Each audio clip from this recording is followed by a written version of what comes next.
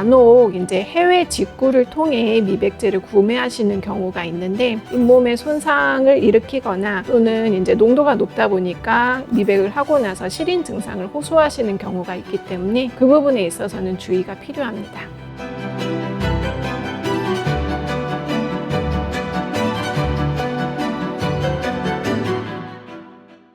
안녕하세요. 서울클래식 치과 원장 윤영경입니다. 오늘은 치아 미백에 대해서 알아보겠습니다.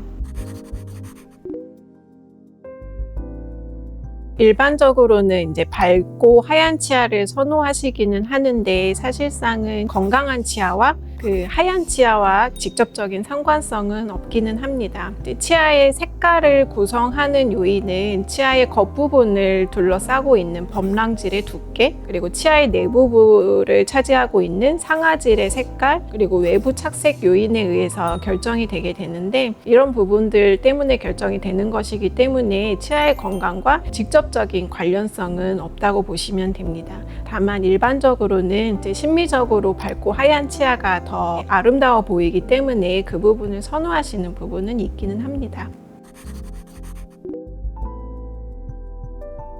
치아 미백제의 주 구성 성분은 과산화수소인데 보통 3% 정도를 기준으로 해서 3% 이상인 경우에는 의료기기로 분류가 되기 때문에 치과에서만 사용을 할 수가 있습니다. 3% 미만인 경우에는 소비자들이 직접 구매를 해서 셀프 미백을 하실 수가 있는데 다만 인체에 사용되는 부분이기 때문에 식약처의 허가나 승인을 받은 제품인지 반드시 확인이 필요하게 되고요. 간혹 이제 해외 직구를 통해 미백제를 구매하시는 경우가 있는데 고농도의 제품을 직구로 구매를 하셔가지고 잇몸에 손상을 일으키거나 또는 이제 농도가 높다 보니까 미백을 하고 나서 시린 증상을 호소하시는 경우가 있기 때문에 그 부분에 있어서는 주의가 필요합니다.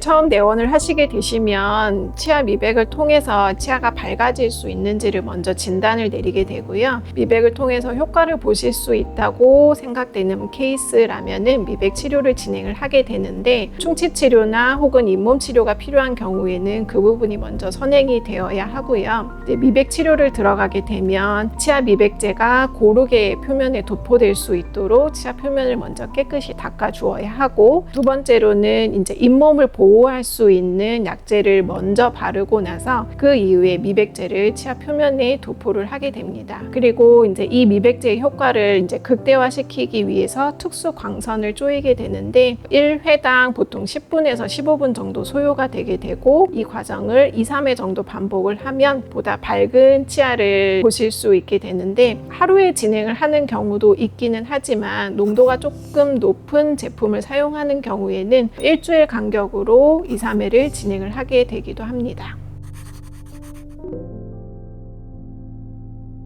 치아의 배열이나 모양에 전혀 문제가 없고 치아 색만 밝게 원하시는 경우에는 미백을 진행을 하시면 되고요. 이제 치아 배열이 조금 틀어졌다거나 모양이 마음에 안 들어서 그 부분에 변화를 주고 싶다거나 또는 치아 사이에 공간이 있어서 그 부분 해결을 원하시는 경우에는 라미네이트를 권유를 드리고 있습니다. 이제 라미네이트를 하는 경우에 대부분은 최소 4개의 치아에서 6개 치아를 조금 더 밝은 색의 치아로 라미네이트를 하시기 때문에 일반인들이 보시기에는 미백과 라미네이트가 이제 정확히 구별이 안 되실 수가 있는데 치아의 색만 밝게 원하시는 경우에는 미백을 진행하시면 되고, 치아의 어떤 모양이나 배열 부분까지 개선을 원하시는 경우에는 라미네이트 치료를 권유드리게 됩니다.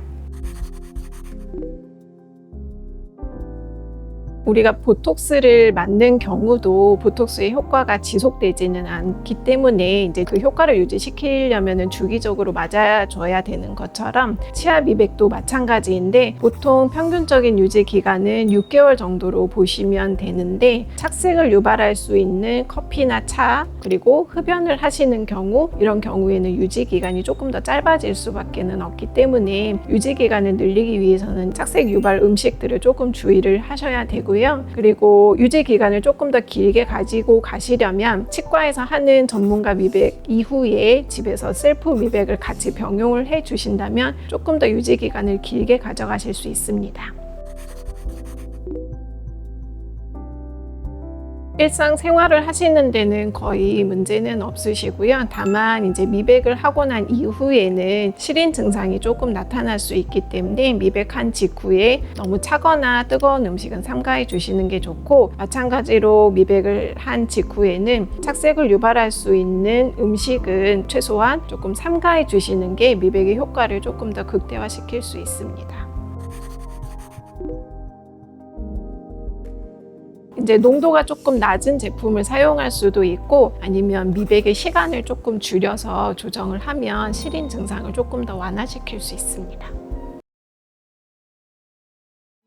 오늘은 미백에 대해서 알아봤습니다. 지금까지 서울 클래식 치과 원장 윤연경이었습니다.